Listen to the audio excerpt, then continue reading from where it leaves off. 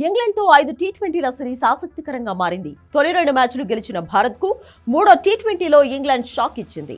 తద్వారా 5 మ్యాచ్ల సిరీస్ ఆశలను సజీవంగా నిలుపుకుంది. ఈ మ్యాచ్లో భారత star allrounder Hardik Pandya batting పై విమర్శలు వెల్లువెత్తాయి. కీలక సమయంలో హిట్టింగ్ చేయలేకపోయాడు. హిట్టింగ్ చేసేందుకు ఇబ్బందులు పడ్డాడు. ఈ మూడో టీ20లో టాప్ ఆర్డర్ విఫలమైంది. అయితే కీలక సమయంలో హార్దిక్ పాండ్యా, వాషింగ్టన్ సుందర్, అక్షర్ పటేల్ హిట్టింగ్ చేయకుండా నిదానంగా ఆడారు. బౌండరీలు ఎక్కువగా బాదలేకపోయారు. దీంతో టీమిండియా ఒత్తిడిలో కూరుకుపోయి చివరికి కనీసం పోరాడినట్టు కనిపించలేదు. ముఖ్యంగా తొలుత హార్దిక్ దూకుడుగా ఆడలేక తడబడ్డాడు. ఈ విషయంపై హార్దిక్ ఆటతీరును భారత మాజీ వికెట్ కీపర్ పార్థివ్ పటేల్ తప్పుపట్టాడు.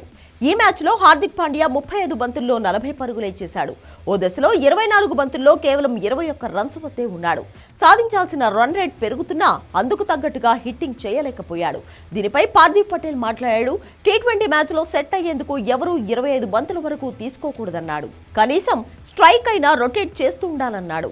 35 బంతుల్లో హార్దిక్ 40 పరుగులు చేసి ఉండొచ్చని, కానీ బ్యాటింగ్ కు దిగిన మొదట్లో అతడు చాలా డాట్ బాల్స్ ఆడాడని గుర్తు చేశాడు. మరోవైపు టీమిండియా బ్యాటింగ్ ఆర్డర్ సరిగా లేదని, ఆ విషయంలో తప్పు చేసిందని ఇంగ్లాండ్ మాజీ స్టార్ కెవెన్ పీటర్సన్ అభిప్రాయపడ్డాడు. జురెల్ను 8వ స్థానంలో బ్యాటింగ్ కు పంపడంపై అసంతృప్తి వ్యక్తం చేశాడు. జురెల్ను వేస్ట్ చేశారన్నాడు. జురెల్ను చివర్లో పంపడం సరికాదని పీటర్సన్ చెప్పాడు. లెఫ్ట్ రైట్ కాంబినేషన్ అనేది టాప్ 4కు సరైనదే అని, కానీ ఆ తర్వాత బెస్ట్ బ్యాటర్ల ప్రకారమే ఆర్డర్ ఉండాలని పార్థివ్ పటేల్ చెప్పాడు. జురెల్ ఓ ప్రాపర్ బ్యాటర్ అని, పెద్ద ఇన్నింగ్స్ ఆడగలడని అన్నాడు.